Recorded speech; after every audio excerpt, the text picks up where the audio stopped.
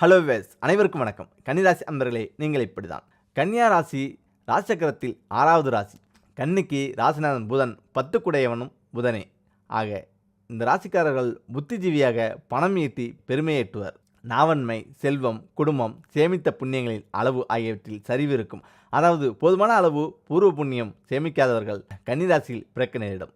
அதேபோல் எல்லோருக்கும் நன்மை செய்யும் குரு இந்த ராசிக்கு பகைவனாக மாறுகிறார். உலக சுகத்துக்கு தாம்பத்திய சுகத்துக்கும் அதிபதியான குரு கேந்திரத்தில் இருப்பது தோஷமாக மாறுகிறது. இதை கேந்திராபத்திய தோஷம் என்கிறது ஜோதிடம். கன்னியின் ராசினான புதன் இரு ராசிகளிலும் மீனம், கன்னி இருவரின் இணைப்பு நீசபங்க ராஜயோகமாக மாறுவதால் ஒருவரின் குறை மற்றவரால் நிறைவு செய்வதாக அமையும். இந்த நிலை கன்னிராசிக்காரர்களுக்கு சிந்தனையும் பொருளாதாரமும் சரியாமல் இருக்க உதவும். புதன் அறிவையும் ஆற்றலையும் இணைத்து விடுவார். உணவுக்கு நெல்லும் செயல்பாட்டுக்கு வழிகாட்ட வெளிச்சம் இருப்பதால் அறியாமையில் மூழ்கி அல்லல்படாமல் வெளிச்சத்தில் வாழ்க்கையில் வெற்றியை எட்ட இயலும். பதற்றமில்லாமல் நிறைமனதோடு வாழ்க்கை வாழும் வாழ்க்கை அமையும். பெண்களுக்கே உரிய வெட்கம், எல்லோரும் தன்னை கவனிக்கிறார்கள் என்ற எண்ணம், பெண்மைக்கு உகந்த உடல் வளம், மென்மை, விவசாயத்தில் ஈடுபாடு ஆகிய பண்புகளை இந்த ராசியில் பிறந்தவர்களிடம் காணலாம். புதன் ஐம்பெரும் பூதங்களில் நிலத்தை சுட்டி காட்டுவதால் பொறுமையும் அசையாத நம்பிக்கையும் எடுத்த காரியங்கள் முடிப்பதில் உறுதியும் தென்படலாம். கல்விக்கு காரணான புதன் பலம் பொருந்தியிருந்தால் அறிஞனாகவும் விஞ்ஞானியாகவும் திகழ்வார். சுக்கிரன் உச்சனாக இருந்தால் செல்வந்தனாகவும் உலக சுகத்தில் திகைப்பவராகவும் இருப்பார்கள். சுயநலத்தை பெருக்கும் வேலைகளை ஏற்பார்கள். ஆறாமர யோசனை செய்து செயலில் இறங்கும் இயல்பு இருக்கும். பிறரது உதவியில் தனது எண்ணங்களை நிறைவேற்றிக் கொள்ளும் மனம் இருக்கும். அளவுக்கு மீறிய நெருக்கத்தை யாரிடமும் வைக்க மாட்டார்கள். சுயநலத்தை ஒட்டி பொதுநல செயல்பாட்டில் அளவோடு இறங்குவார்கள்.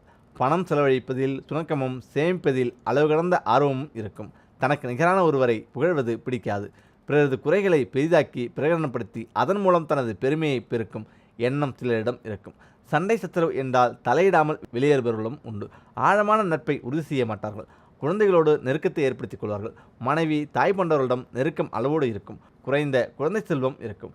சுக்கிரன், சனி, புதன் ஆகியோரது தசைகளில் முழு தேவைகளும் பூர்த்தியாகிவிடும்.